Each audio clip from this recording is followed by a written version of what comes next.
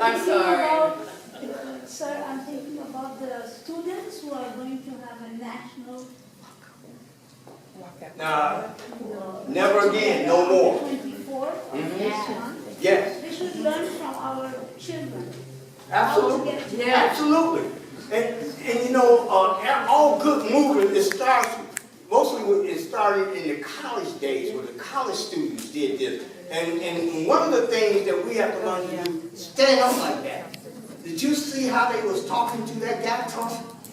Yeah. Did you see that? How they stood up to him?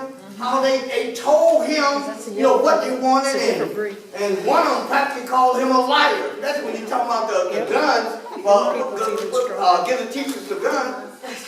But here's what we want to do. I'm going to say this, and I know we don't really have a whole lot of time. Let me check the time. We still have one more question after this. Oh, we do? Well, let's get that other question in before Peggy start rolling her eyes. Nice, goodness, stop your flow. Never stop your flow. Okay, you had a question in the back. I'm sorry, yeah. Bruce, I'm sorry. You mentioned that people who don't like each other should work together. What if you can't stand to be around somebody? That's a little more than not liking somebody. Now remember this guy from the Aryan Nation, that guy. He couldn't stand being around black folk. He hated black folk. Here's the reason why. He never took the time out to talk to them. We got to learn to talk to each other and learn to listen. We are so busy talking, we don't listen. That's a tool that we should put in our toolbox and make sure that people understand you must listen to each other. Because you're always going to find a reason not to do something. We should be looking for a reason to do something. Always look for a reason to do something. And that's one of the things that we don't do. And we got to learn to do this. Because this is why Google, Whirlpool, this is why they're beating us down. But they know, Whirlpool know me. I come to fight. They figure the best thing they can ever do to me, in their eyesight, is send me to prison. And they thought for sure that I would never be back. But I'm back. And I'm ready to fight too.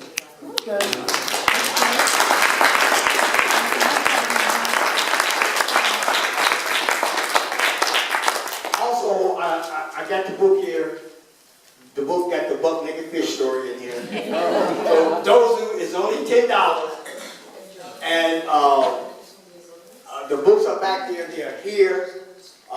Take one home with you and let's spread the word. It shows you how to stand up and fight. How to fight back against these corporations. Things that we can do. One of the things, let's stop talking about who we don't like.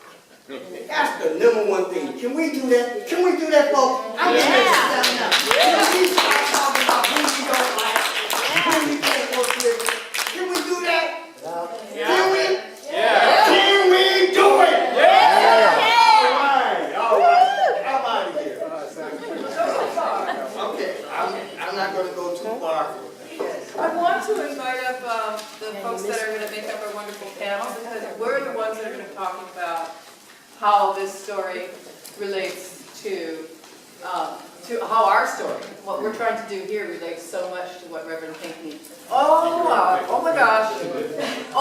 Well, remember what I just said. Because I left out something really, really important. And Peggy's now going to come up and talk to us about the People's Tribune. Yes. The People's Tribune.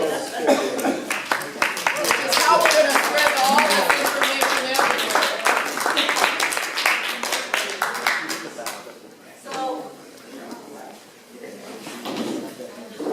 I am the infamous Peggy. I rolling Peggy. Who drove Reverend Pinkney and Dorothy around San Jose, gave a tour today. We went to the statues of the Olympic athletes at San Jose State. We went to Googleville. We went to the Low-Income Self-Help Center. We went to Debug. We had a tour. So, anyway. I wanted to give a shout out to the People's Tribune Reverend Pinkney has a regular column on the last page of the People's Tribune every month. And that's what's something different about this newspaper because regular people can write for it. It's, it's a movement, the movement talking to each other. In this edition, it has something about the tax bill, mountaintop removal in West Virginia, Atlantic City's fight for public ownership of water, homelessness and poverty, immigrant leaders, the Women's March, sexual assault on farm workers, Medicare for all, Black History Month, Poor People's Movement, etc. Wow. So it has a lot of stuff. And that I list everything. And there's also a sister newspaper, the Tribunal del Pueblo, which is bilingual English-Spanish. And the pages of these newspapers are open for people's right to do poetry or art. You have to go through the editorial board, of course. Oh, am I not being listed? Okay, thank you. And it's no paid staff, it's all volunteers. In this edition of the Tribunal, we have something on NAFTA, the jobs being taken by robots, the DACA dreamers, sexual assault on farm workers, stand behind your immigrant leaders. So it's a lot of ground being covered in these newspapers. So I would like to encourage you to read the paper, distribute the paper, write for it, and support it financially. And that leads me to the very next thing. I have to be careful of my time here since I'm the one rolling my eyes. I was not rolling my eyes. I asked him at the beginning, I said, can I just put up a 5-minute sign? And he said yes. Set the record straight. I'm passing this around. We have expenses for this tour.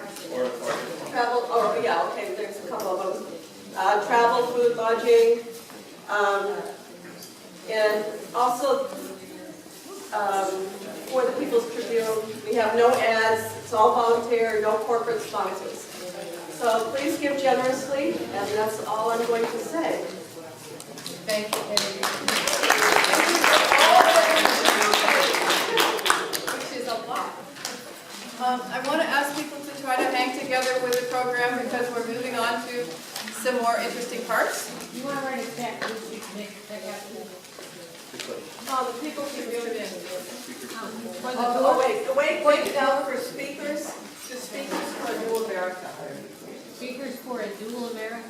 A new America. Speakers for a new America. So, welcome all you folks. And we're getting into the next portion. What I'd like to do is to have the people that are going to, and then I'll answer your question. People that are going to be on this, our lovely panel that comes next. I'm going to call you up. And I'd like you please to, when it's your turn to talk, to say a little bit about yourself. But let's start out. Reverend Moore. Is Reverend Moore here? And I'm just going to name everybody off, and then when we're ready to start, then you can really tell a little bit more about yourself. Robert Aguirre. Annabelle. I'm so sorry. Valdivia. Valdivia. Help me say it right. Valdivia. Oh, it's almost right. Valdivia.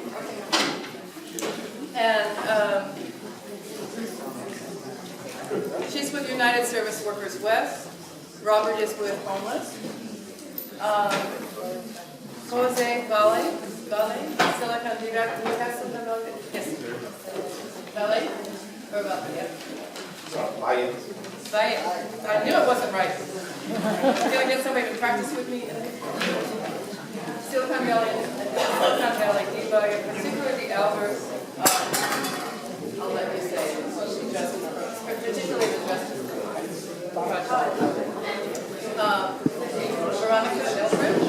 Veronica Eldridge, does that help a little bit? Will that pull us back into the room together to listen to these speakers? Come on, it's really a good idea if we try to hang together a little bit here, folks, I think, so that we can give our attention to these wonderful panelists. Okay, now I'm gonna be the stern taskmaster. passed it to me.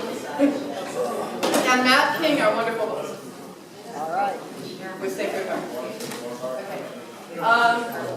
I'm going to try and start us out a little bit just by talking about how one of the fights that we're part of here, one of the movements that's really strong here that I'm part of, is the single-payer health care movement here in California. Yeah. And it's been an incredible ride here this last over a year. We kind of hit the ground running. People were so energized by the election and horrified and energized by the election that people who had never really been involved in politics before or said that they hadn't, and in movements like ours, were just coming out in droves. And a lot of these folks, these really energized folks, became part of the single-payer movement. And I'm calling it a movement. I know that we're fighting for a reform, which is health care that is one payer. That means instead of having to pay an insurance company to then pay your doctor and your hospital and your we would have a fund that we all paid into so that we wouldn't waste all the money on the middleman. We're making a lot of money, but there are an awful lot of people still being left out. So, to try to make a long story short, we hit the ground running. The first house of the state government, the Senate, we passed it with flying colors, really fast. We got through the Rules Committee, the Appropriations Committee, the full Senate, and it passed with a majority. Was it a super majority, Greg, or a majority? Regular, simple majority. Majority. He knows all the facts. Okay. Then, unfortunately, it got bogged down pretty quickly in the Assembly. The Assembly leader, Anthony Rendon, decided just to stop the bill. He didn't allow it out of rules. He didn't allow it to go to any committees. We're like, oh, what happened? And how did it happen so fast? So what happened is that the corporations that basically own our health care, own our health, right, have a lot of money, and they donate a lot of money to people to get elected. And it's not just the individual people getting elected, they also donate to the Democratic and Republican parties. In our state, with a 2/3 majority, a super majority, that we couldn't pass single payer is a crime. It's a crime. And it just reinforces what the Reverend just said, that we're kind of dealing with one party. So there are millions of dollars that have gone against it. This campaign is tough. We keep fighting. We go to select committees. We rally. There have been rallies all up and down the state. What's amazing about this particular time out with single payer is that from the very beginning, it was covering everybody. We opened the campaign in Bakersfield with farm workers out talking, and it includes immigrants. It has included undocumented immigrants from day one in the bill. So that's right.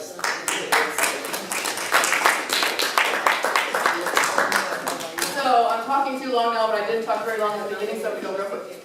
So I didn't give much of an intro. So what I wanted to say is, I lost my train of thought, is what we're up against is this huge, the huge corporations that own our healthcare, like I said. And we have to be big enough and strong enough and united enough to stand them down, to keep fighting for what we're fighting for. And we can do it. I think we're a little bit stalled in California right now, but I'm getting news that the federal, the nationwide movement is growing stronger. So as we grow stronger, we're not going to stop. As we go stronger, the nationwide movement is also growing stronger. Did I cover most of the bases? Okay, I got a thumbs up. So what I'd like very much for you all to do, and we're going to start. This isn't a question and answer, it's an information. In case I'm sorry, some people are leaving, you were going to call on me and then... I'm sorry, I just got nervous about speaking. If you want to get the People's Tribune, it is available at the San Jose Peace Vigil every Friday between 5 and 6 in front of the Martin Luther King Jr. Library. It's always there. And we also have signs there if you want to join us. You don't have to be there for the whole hour. You can take the sign that you want and hold it up and then put it back in the bag. We welcome everybody. You don't have to like us.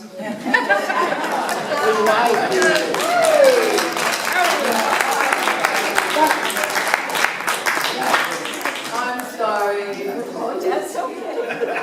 It was even better this way. Okay, so, okay, so what I'd like to do is, as I called your names, please begin. So, Reverend Moore, would you begin? And then, we're going to start, I was just doing that when I said we're on here, but. I probably don't need a mic. I'll just talk loud enough for you to hear me.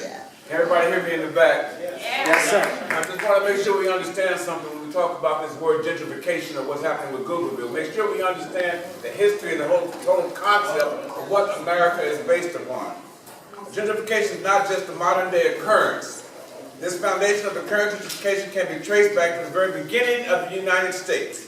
In 1823, the U.S. Supreme Court in Johnson versus McIntosh legitimized the concept of ownership through conquest. In Johnson, the court held that savages had no right. So what I'm trying to say, they look at us as a lower class of people, and we have no right against the courts and the system in which they fall. You must understand the courts and the systems that they're in place currently in America, in this country, and in this world are set against the people. It is set up to control us. As you saw how they easily put Reverend Pinkney in jail for almost no reason, any one of us can be censored and put in the same place for almost no reason. For problems in our taxes or problems in something that we've done, they will find a reason to cost you more than you can afford to pay. Your defense for a right to live in this country can cost you more than you can afford to pay. As you know, I'm in the paper now for some stuff, and it's probably going to cost me some stuff. I can't say anything about it because the lawyers say shut up and don't say nothing. All right, so now you're getting this legal thing. You're like, well, I need to tell my side of the story, but shut up, don't say anything until after all these things are signed. So what we are fighting against is the modernization of Santa Clara County in certain areas. And some of this fight comes in hidden disguises. You must understand, it is very well hidden and cloaked in the covenant of making it better for all of us. Now I'm just going to pick on one thing that we're really fighting with here and across this station. And I don't know where you stand, but I just want to say this. Charter schools. I want you to think about it. As they move into San Jose, over San Jose Unified, and they began to set up these charter schools that pick certain students to go to it, and it sounds so great and so good, and it's being set up, and it's attracting a lot of Latinos that currently live in that neighborhood. But as Google moves in, and as that neighborhood becomes gentrified, I want you to understand those same charter schools that are public property will become private schools for those neighborhoods that won't look like us. But they came in offering you a peace stick and offering you a piece of candy. Reverend Pinkney said, work together. And I'm going to end. But it's hard to work together, Reverend Pinkney. Because some of our brothers and sisters got their hands, or the pockets who are feeding them, are the pockets who are trying to destroy us. Yes. When she says we have a majority in the California legislation that is Democrat, and we can't get democratic policies or principles put into place, there's a problem because it looks like a lead. And if we just use our currently beloved mayor of San Jose, who is a dino, Democrat in name only, and actions are everything but democratic, you must ask yourself what's really going on in America. That's right. So as we said in American history, they always taught us, manifest destiny is still taking place today. Thank you.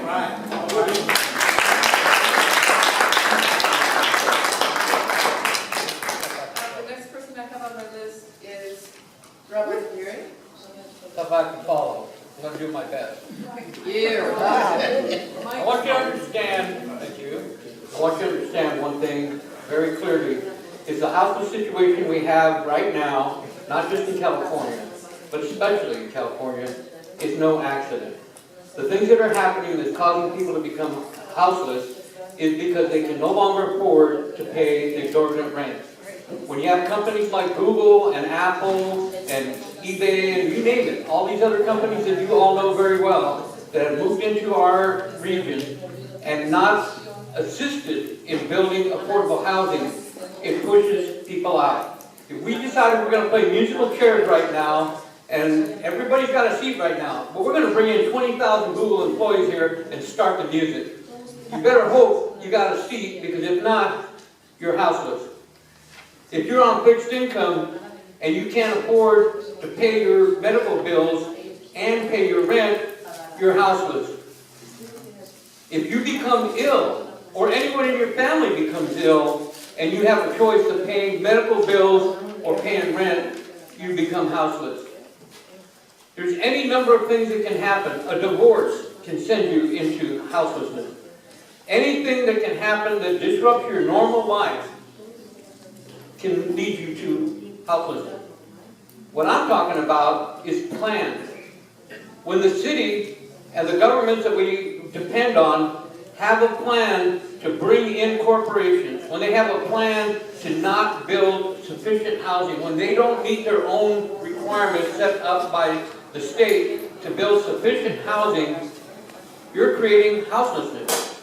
And when you look down and you're driving down the freeway and you see people alongside the freeway, or you go by a park and you see people with tents in there, or you drive by, anywhere you drive by, and you see people sleeping in the streets, sleeping under bridges, sleeping wherever they can, these houseless people are the tip of the iceberg. And trust me, there's a lot more that you don't see. And those people that you don't see are living in vehicles, RVs or cars or trucks, SUVs, you name it. And there's a number of people that are couch hopping. They're staying with relatives. There's 4 or 5, maybe even 10 families living together under one roof, trying to make it. Those people are eventually going to be out in the street, and you might be one of them yourself. So when you look down at these people, you're not looking down on them, you're looking at your future. So you need to understand that and have some compassion. We need to understand that these people are victims. They're not the problem. The problem, you got to look up, like you said, up to our government, our city, our distinguished mayor, that is not doing anything to solve this problem or not doing enough. We need to be the force behind getting things done here, because they're not going to do it if we leave it to them. Thank you.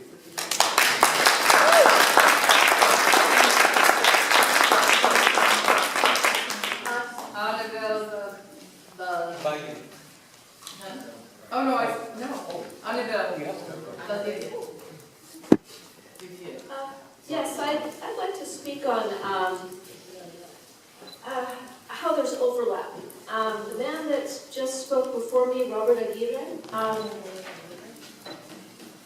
the issue that I'd like to touch on is, and I'm from United Service Workers West, SEIU, local labor union. I'd like to touch on the fact that there's a lot of overlap, because what people do not realize with the homeless issue is that many, many service workers, and we're looking at a figure there, what is it, 7,000 on any given night?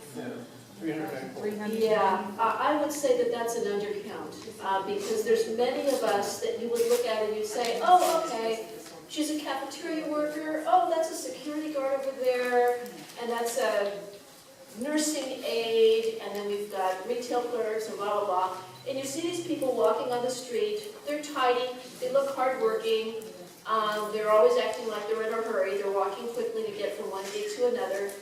And you think, oh yeah, they're part of the community, yep. Well, a lot of us are homeless. A lot of us are living in our cars, because that scenario that Mr. Aguirre just touched on has happened to many, many, many of us. And because we're stigmatized and we're criminalized, and we're ashamed often to talk about what has happened to us. People don't realize that we're homeless.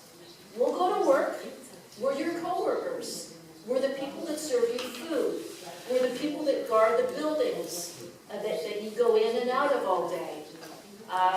Yep, we're the people sometimes that care for the elderly and disabled.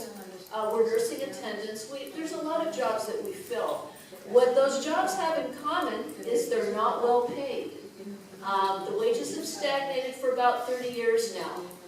I'm earning now roughly what I earned about 30 years ago. We're talking $13 an hour, folks, and you heard right, that's 13. 1, 3. The bare minimum to try to keep up and keep yourself out of poverty, to even have a legal roof over your head, that wouldn't be exempt, that wouldn't be considered a tool shed with no plumbing.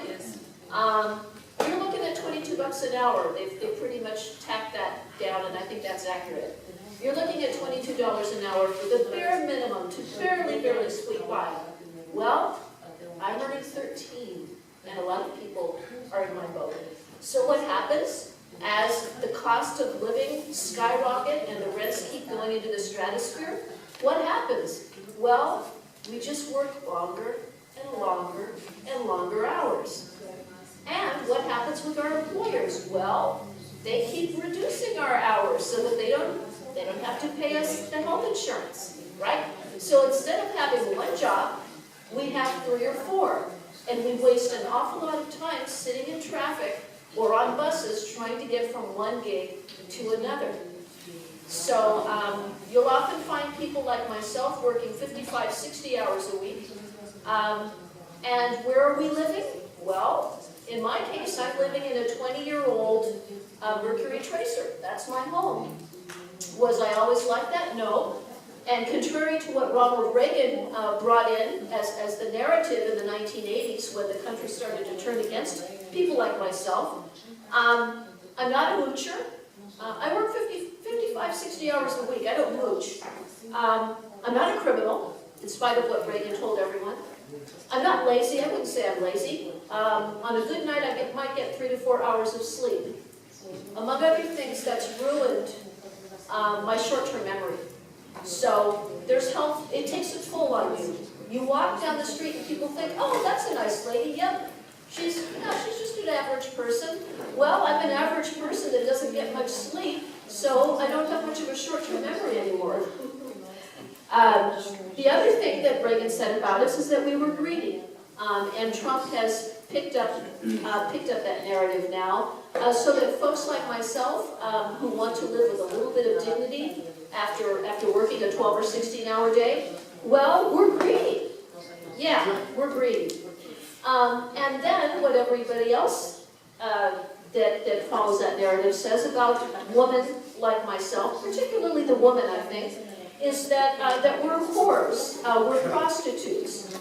So there's a whole lot of misinformation out there about homeless people. And I saw a lot of the hysteria that occurred when there was a suggestion made, I think it was at the San Jose City Council, about making those little micro houses, those tiny little cottages.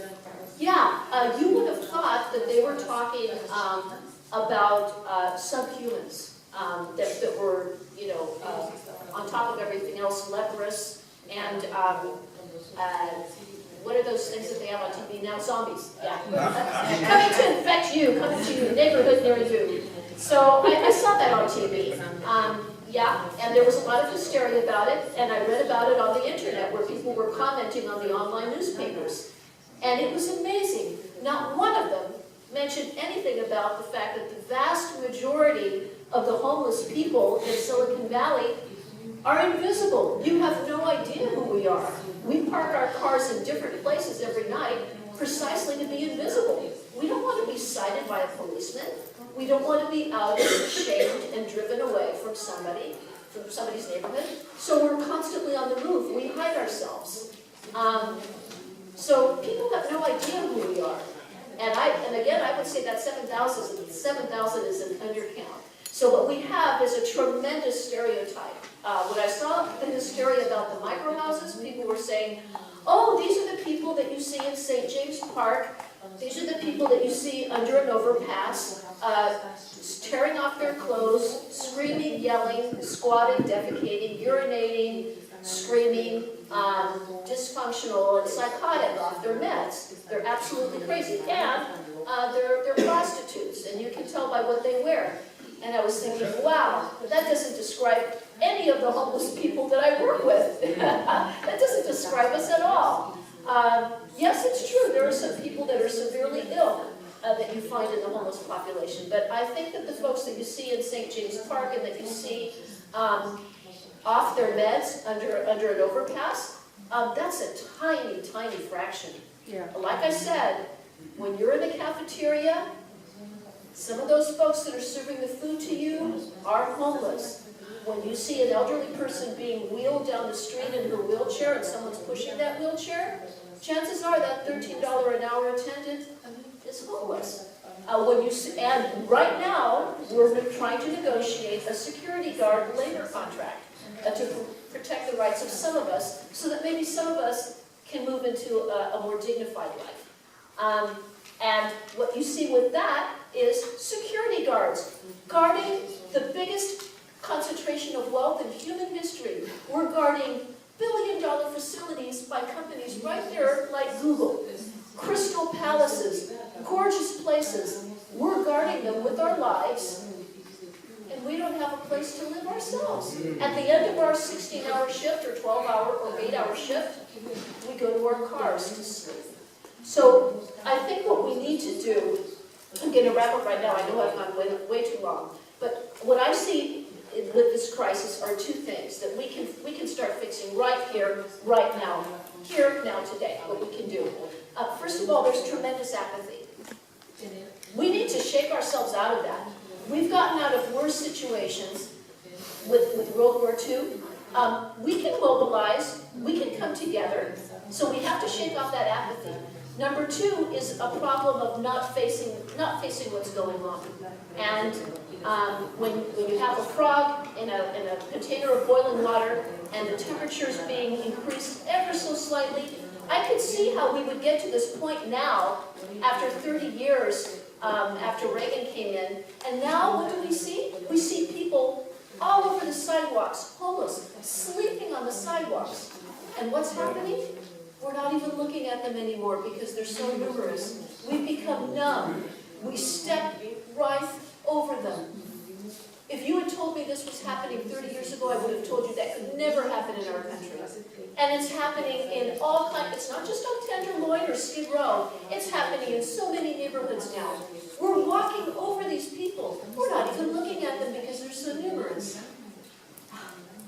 If you had told me that I'd be a security guard someday, and that my job would be to walk janitors across the street, guarding them to get to the compost bin, dragging a big, enormous plastic bag filled with delicious foods that are 5 days from expiring. They're not anywhere close to being expired.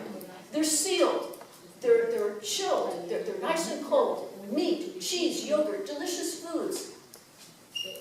We don't let the homeless have even one morsel of them, and that includes ourselves. We're on camera all the time. The security guards can't touch one morsel of that food. We're talking massive garbage bags filled with food from the cafe, from the vending machines that we have to throw out. So we're dragging these bags across the street with the janitors, and the janitors know they can't touch those morsels of food either, not one iota. We get to the compost bin, throw those masses of foods into the compost bin, and what do? What's my job? I get a padlock, and I put it on there to make sure nobody gets that food. Well, what do you suppose I do? How do I stay alive? Because I've got a disabled brother who's completely mentally impaired, and that's how I fell into poverty. I'm taking care of him. My money goes to take care of the roof over his head. That's why I don't have money for myself. What do you think I do? Well, I take the padlock off. Yeah, I eat that food, and so do my coworkers.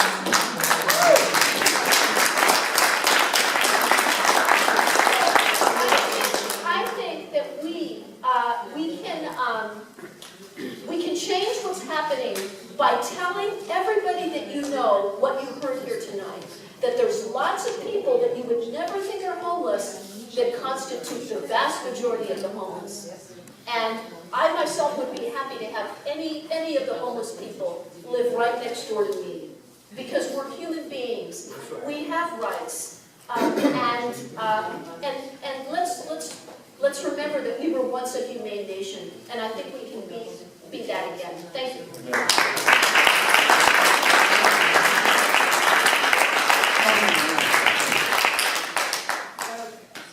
Just to change a little bit of what we can change back. Was it what you'd like to go back?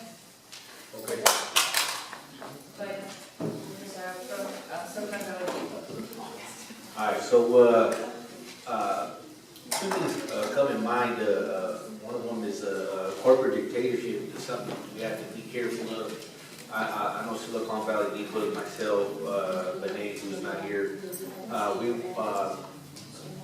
We supported a hunger strike that happened in Santa Clara County Jail. Mostly their demand was of the prisoners inside. One of their demands, or their highest priority of demands, was to end indefinite solitary confinement in the classification system. But on the lower scale of their demands, which was meant, was to bump down the prices on the GTL phone calls, which is, GTL is the company that provides the phones and the service for loved ones to go ahead and put money in their GTL account so they can go ahead and receive phone calls from the loved ones that are incarcerated in the county.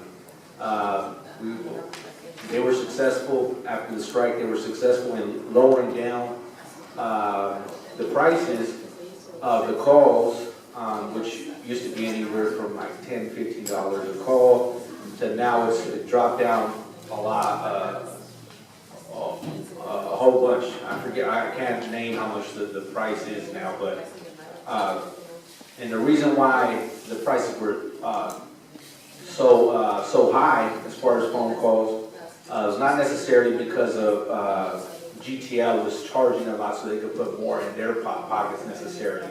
It was actually commissions that the county jail itself was receiving from every phone call. So it's sort of like a little partnership deal, like make sure you vendor with us and we'll put money in your pocket. The county board of supervisors, they looked at the issue. They said, you know what, we don't really need all this extra money in our pockets. So they went ahead and cut off all the commissions in order to drop that price significantly. But one thing I wanted to bring up right now is there's actually, I think, a boycott in CDCR, a phone boycott in all the CDCR prisons right now. And again, it's to the same company that provides the phone calls in Santa Clara County. They also provide the phone services in the prison. And the issue is not necessarily the prices or anything like that. You have a company, GTL, who everyone knows that they provide the phone services, but they provide more than that. In addition to providing phone services as a vendor for the prison, they also provide the metal detectors, the K9s, the drone detectors, all kinds of different radars within the prison. It's like the most upscale. You're talking about some Iraq technology going down in our prisons, which may or may not be necessary, but you're talking about a business that's so powerful that one issue that the prisons have been having for the past 5-10 years or so is contraband cell phones, which of course is we'll just say it's a sort of an underground competitor to the GTL phone calls. And one may argue that, you know, well, why should cell phones be in prison? And I'm not here to say if cell phones should be in prison or not, but you see, like I just mentioned, the GTL also provides the K9s, the radars, and what have you. So, some point last year, it went down that GTL actually conducted a nationwide lockdown and shakedown of all cells all prison cells in search of contraband cell phones. They found thousands and thousands of cell phones. And in response, they went ahead and put their foot in to influence a policy. And in that policy, anybody that's found with a contraband cell phone, they'll now have their family visits taken away for up to 5 years or so. Now there's already, let me remind you that there's already policies in place. There's already write-ups in place that if someone has any type of contraband, there is a process, and there's always a threat of those type of different privileges, like family visits, but it's never been so severe until now. Now the funny thing is that, see, if you ever been to prison or you know anybody in prison, especially in CDCR, you know that it's actually the correctional officers that are the ones smuggling in the phones. I would imagine it'd be very, very difficult for a prisoner to smuggle in cell phones.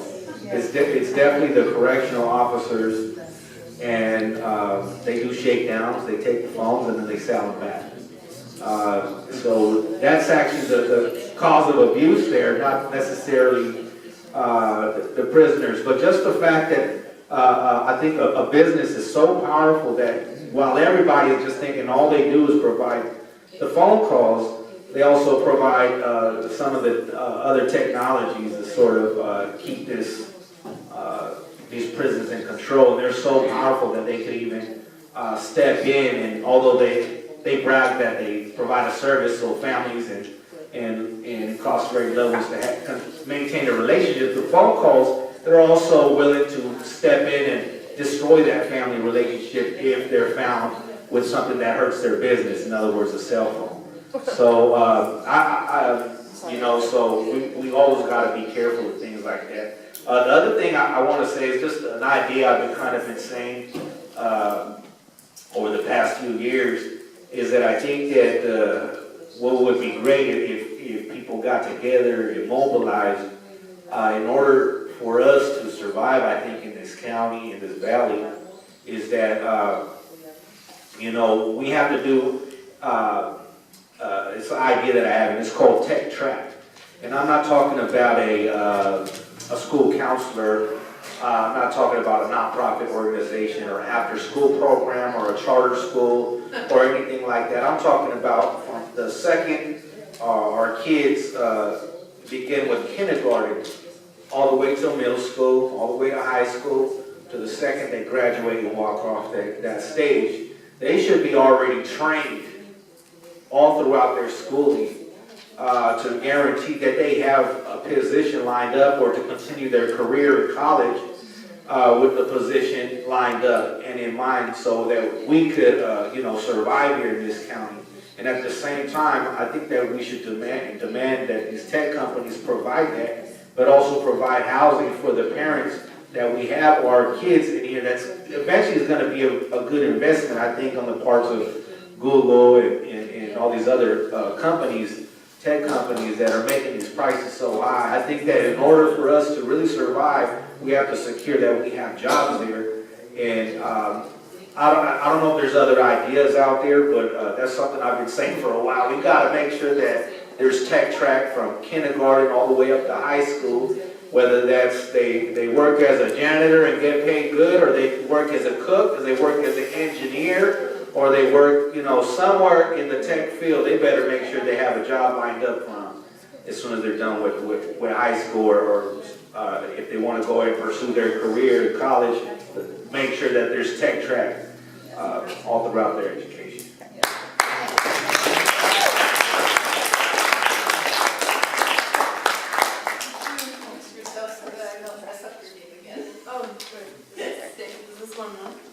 Yep. Okay. Hi, I'm Veronica Eldridge. I'm part of. You can hear it? Louder. Thank you. So my name is Veronica Eldridge. I'm part of the Serve the People San Jose.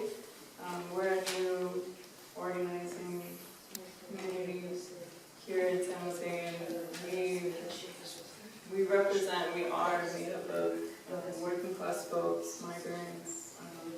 women, just really everybody. This is the movement that we are all part of is part of what we're doing. And our main campaign right now is to stop Google because we have developed an analysis. We've learned about how tech corporations function in the Bay Area and all over the world, really. And we realized that this is part of an ongoing crisis, and it's not one company or one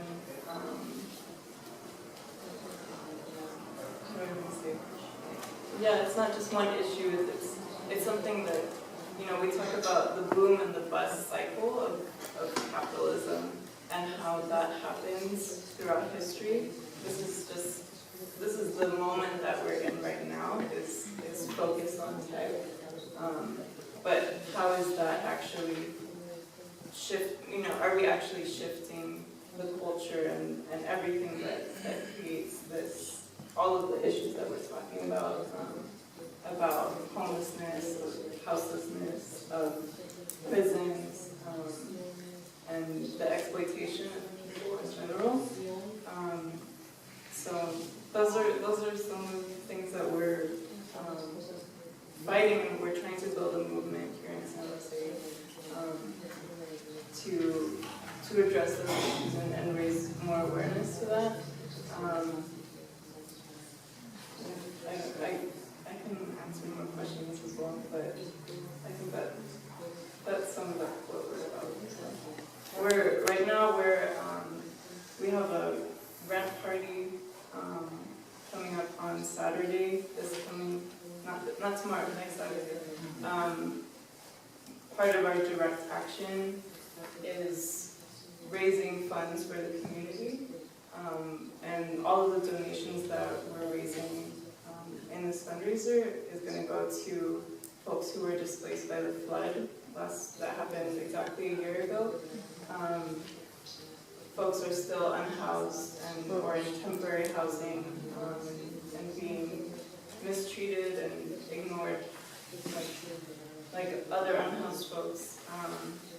So to bring more awareness to that, we're hoping to raise enough money to at least pay for somebody's rent, but really to also bring more awareness to that issue, because we can't let these things keep falling, ignored, and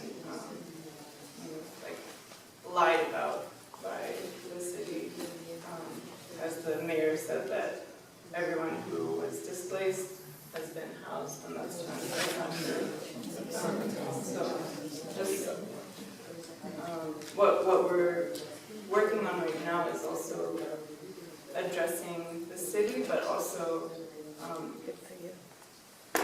taking on these corporations that holding both sides accountable.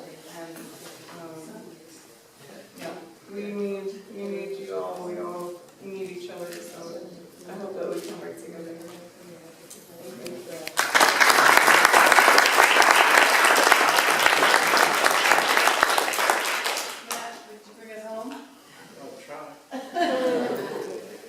I will be very brief. I want to echo something that Reverend Pinkney said when he talked about Trump. And he said it's not just about Trump. Which I think we all, and everyone in this room realizes that while it's a daily shock to the conscience that we have the people in power we have, I think people in this room understand that the things they are doing have been going on for a long time, and just have some more visibility right now. And I think that also translates to what's happening with Google trying to come to San Jose. It's not just Google, as Veronica just pointed out. It is a much larger issue. And we are a nonprofit. We're a traditional social service organization that also organizes. And that raises a lot of internal tensions and conflicts that we have to constantly be be working through because we have volunteers from Google and every other tech company come into this building every week, right? Money from these places helps keep our doors open and supports all the different programs we have. So there's tension around that.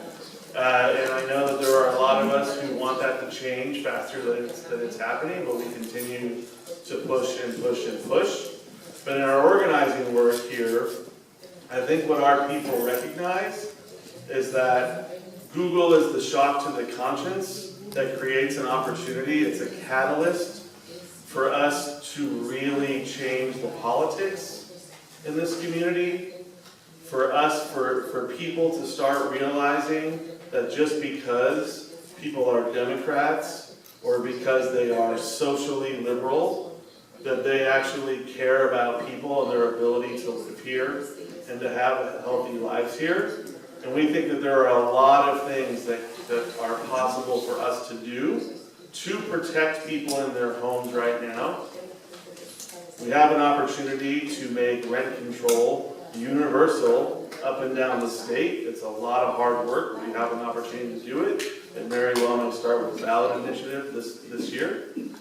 There is a lot of things that we can use this opportunity to get a commercial linkage fee in San Jose and other cities, so when any business comes to town, whether it's Google or Apple or the new strip mall that seems to show up on every other block, every other week, they have to pay a lot of money to make sure that housing is getting built also.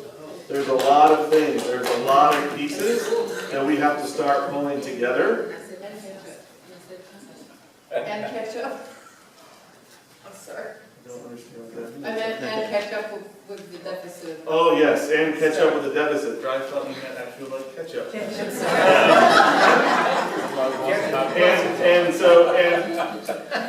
So I don't need to say anything more than that right now.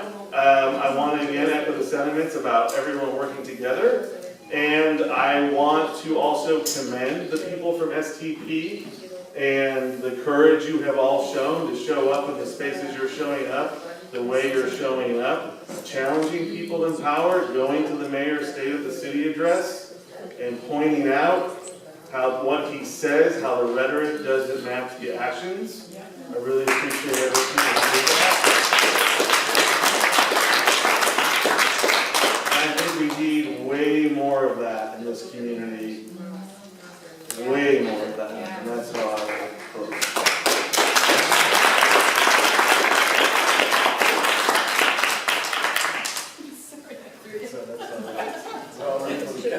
We've just been for so long doing it, you know. Right. Thanks for the condiments. Yeah. All right. So we have another, Penny, can you check with time, and I need to check with the audience with time, because I think we're going a little over, yeah? Are we going over a little? Okay, so it was programmed to end at 8:30, and there may be people voting with their feet. But, you know, we should start when. Because we have slated another 10 minutes of question and answers, and I know that people have a lot of questions they want to ask this wonderful panel, so we should just forge ahead. You're next. Do something. Thank you. My name is Nassim, and some of you can tell I'm with the Green Party. And I so appreciate the points that both Reverend Pinkney as well as every member of this panel have brought up. Because what all of you are pointing to from very different angles and from very different circumstances are the core problem that we have, which is policies that don't serve the people. And those policies don't serve us by design.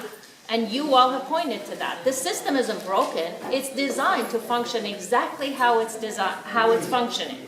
And my issue and my belief is that that's because our politicians aren't representing us and they're not serving us because they actually have other constituents.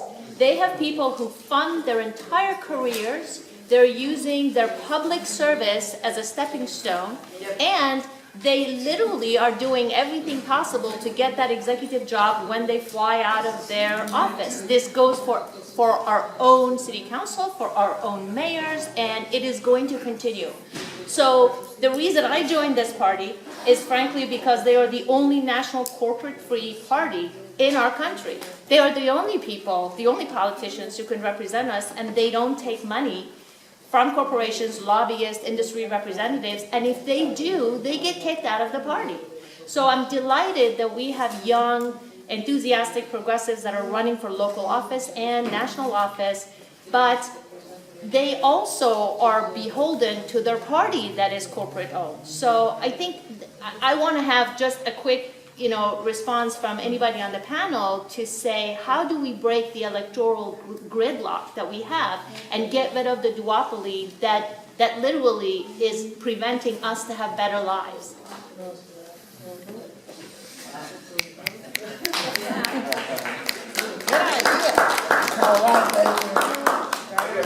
I'll just throw something out there. I'm always in trouble. I'm used to it. I love the hot water. We know. I'll say this. First thing America must come to grips is that we are not a Christian nation. All right? We must come to grips with that. We're a nation full of religions with no predominant religion. Because as a Christian, it says they will know us by the love we show one for another. We have to say those who sit in authority are not showing love for the masses and for the whole people. So until we get someone who has a loving attitude that cares about people more than profit, or more than their political positions or their political uprisings, we will always have this problem. So they just, as we say, when sometimes you think some of these people are working with us, then you find when you start looking at who their donor list is, you'll see the donor list is the total opposite of what this is they're saying. So that's all I wanted to say.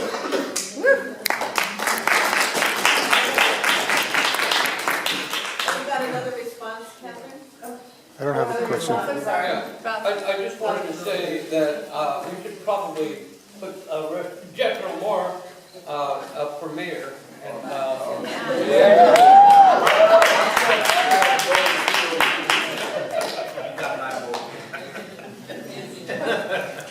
Okay, now you have a question. I didn't have a question. Amanda, Oh, I'm sorry. artist of the Green Party. I was wondering a specific question. How did Google buy that property for $65 million? And why isn't San Jose just leasing the property like Stanford does? Does anyone know those specifically? The negotiations that have been going on are strictly with the mayor's office, and Google. The council members have not even been involved in any of the negotiations at all. They're being drawn in afterwards, after all the plan was made and everything, decisions were made, and now they're just voting on, is this what we want to do? But there's no alternative. There's no, well, if not this, then let's do this. That's the only plan that's out there. So I know a lot of the council members have told me that they themselves don't really understand all of the fine details of what's going on and why property was sold rather than being leased. It's actually not sold yet. They decided on the selling price, but the sale isn't going to happen until June. So that's just a little piece. It sounds like, because like you're saying that they only have this one plan. There's never been any public input on this project, and so it only seems like this is what's happening. So they're not giving the public any option besides to believe that this project will go through. For one more point, down there and testify and say, well, what about the African American community? What about the Latino community? What about the East Side community? What about the churches? And they ignored everybody, and they've got their tech people up there. They got a few neighborhood people, but it's mostly industry people.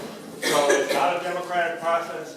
That's why it was such a good idea to disrupt the mayor's speech, because he's not being democratic, so people have got to speak up somewhere.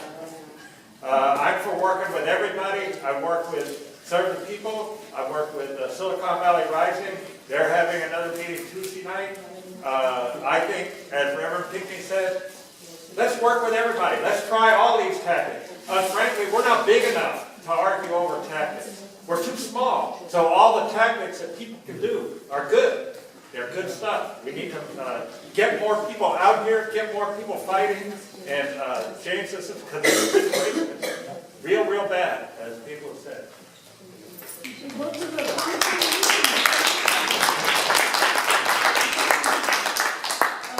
Maybe one more? I'm gonna say, Henry Ford said, coming together is a beginning. Keeping together is a process. Working together is the success. If we can come together, like it says, and work together, that is part of success. And that's a lot of little warmers hitting from all different angles. So I hope that we can get a lot more awareness about another initiative in our city that's the Smart Cities Initiative, which is also coming in with a lot of tech money. There are concerns about privacy. If you go to Privacy International's webpage, they have a whole report on concern about privacy issues with some of this technology. Type in Smart Cities and you'll get a lot of their reports.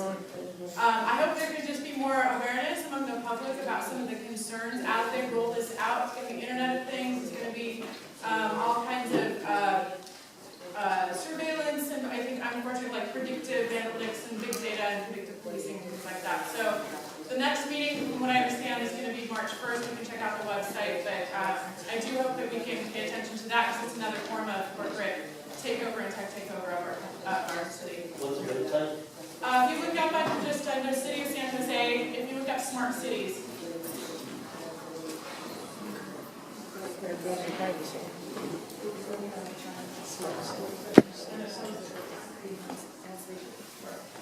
I know that we're running out of time for translation and that you've got to get us out of here. So, I don't know, I just always want to say, well, let's get together and talk some more. That's what I always want to say after an evening like this, and I wish there was a way that we could facilitate that. If people are interested in that or want to stay in touch and figure out another time to talk. It's sounding a little bit like the social forum, I guess, what I'm talking about, but it's not. It's the San Jose Forum. So, Did everybody sign in with We all their signed in, email right? or your phone or we all both? signed in. A lot of people didn't sign in, people can, and I can share them with all the organizations involved. Okay. And I'll just let people know if you want to take this down. So on Tuesday, March 6th, well, first I would say the first advisory group meeting is Wednesday at 6 or 6:30, Cindy? I don't know. 6 o'clock. In the 6 o'clock Wednesday at City Hall in the wing part, the first advisory group is around the Google project is going to meet, and I think it's a good idea for people to show up and watchdog it and ask a lot of irritating questions and provide public comment that makes the meetings take 7 hours and just make your lives easier in general. So that's Wednesday. Tuesday, March 6th at 6 p.m. here, we're going to be gathering to talk about moving various parts of this housing agenda forward and how we need to both work on the Google thing but also work on these other things at the same time and not wait for the Google project to resolve itself before we start on some of these other things. So you can join us here at 6 p.m. Tuesday, March 6th for that. And if anyone else wants to invite people to something, I'd say And anybody who hasn't signed in, please sign in a hurry so that we can then filter everybody to. Where do they do that? Where do they sign? Right here. Right here. So before you leave, sign in real quick. You're going to be my last person I call. My sister. Now, or you got some more people that you to call first? No, right now. Okay. Okay. Overstaying our welcome. All right, well, you asked if there was anybody who wanted to invite anybody to anything. I am a pastor. I've worked with Pastor Sandy for over 20 years. And Pastor Scott Waiters with the homeless. We're originally Community Homeless Alliance Ministry, actually Student Homeless Alliance, but I'm inviting those who believe in prayer to pray. I know the power of it, and I believe in it. If there's anybody else who believes in it, please do that about these things, because it's not enough for us just to have thoughts and prayers, as our president likes to put off on people. It's not enough for us to do that, but it is the thing that I do primary. That's my first thing, is to pray. Prayer got me up and out of bed to come here. I have congestive heart failure now. I take care of my mother who's got dementia 24/7. So when I get up out of bed, it's a big deal. I'm really happy to be here. I know that God wants me here.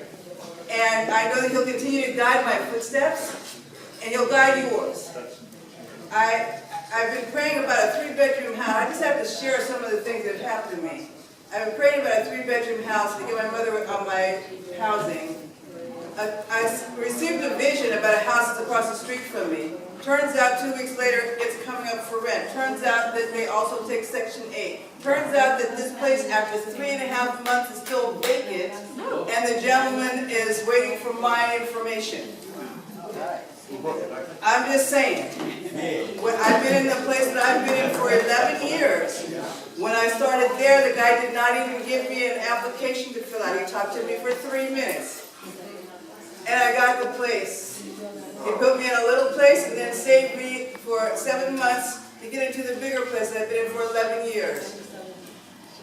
Yes, I'm under pressure for a lot of physical ailments, a lot of monetary ailments, but you know what? God continues to come through. I continue to give how I believe in giving to my church and to other things that I believe in. Whatever you do, do it from your guts. Do it because you absolutely believe it's going to work. Be passionate about what it is that you do because it's right. Amen. Amen? Amen.